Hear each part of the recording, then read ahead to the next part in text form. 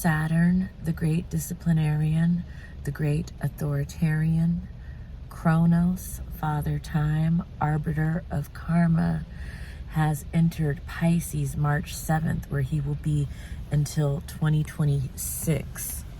This is a huge frequency shift because Saturn has been in Aquarius for the past 2.5 years, and really in a Saturn at home in his own signs for the past 5 years, because he was in Capricorn before Aquarius. And so now he's in the watery yin mutable temple of Jupiter.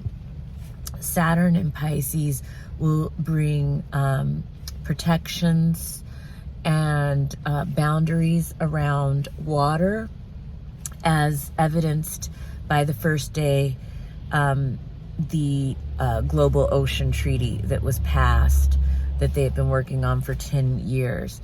I loved seeing Saturn's first collective act be a noble one. During Saturn in Pisces, we will have more responsibilities and more obligations and more commitments in our lives in whatever house our Pisces rules in our chart. So it's a good time to get to know the Pisces sector of your chart if you don't already. I can take you through it in a reading if you contact me. But, you know, depending on your own personal astrological coding, it's going to be a different experience for everyone. For Cancers and Scorpio, it's going to be very supportive in building new structures in their lives.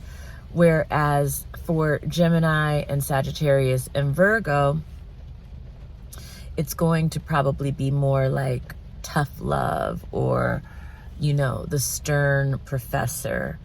Yeah, but in general, for the collective, Saturn in Pisces can be a depressive time. It can be a time of melancholy. The last time Saturn was in Pisces was 94 to 96. I believe that Saturn in Pisces yields really beautiful art. It's a great aspect for artists, but not because it's easy. It can be a time of great sorrow for the collective. You know, floods can happen, accidents in water can happen. It can also be marked by a study of mysticism, a study of religion, a study of music. It can have to do with, you know, religious frauds and gurus going to jail. It can have to do with people getting involved in cults. There's also the aspect that has to do with addiction. It's a very sobering aspect. It can be a time where people finally relent and go to rehab, or a time, where people sober up. But it can also be a time where people OD, or, you know,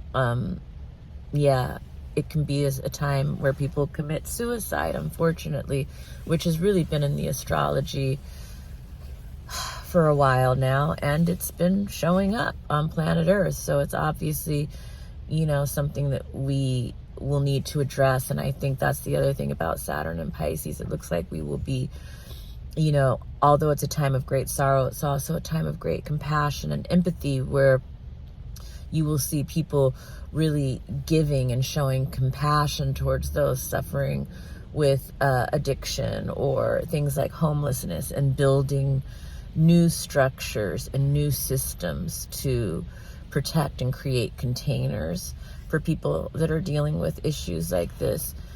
Saturn in Pisces is about bringing form to formlessness. It's bringing form to the dream. And it can be bringing form. I don't know. I'm getting kind of lost, but it's been almost 5 minutes. I'm going to be talking about this transit as it goes along, as it aspects other planets. So we will really be getting to know Saturn and Pisces very well over these next 3 years.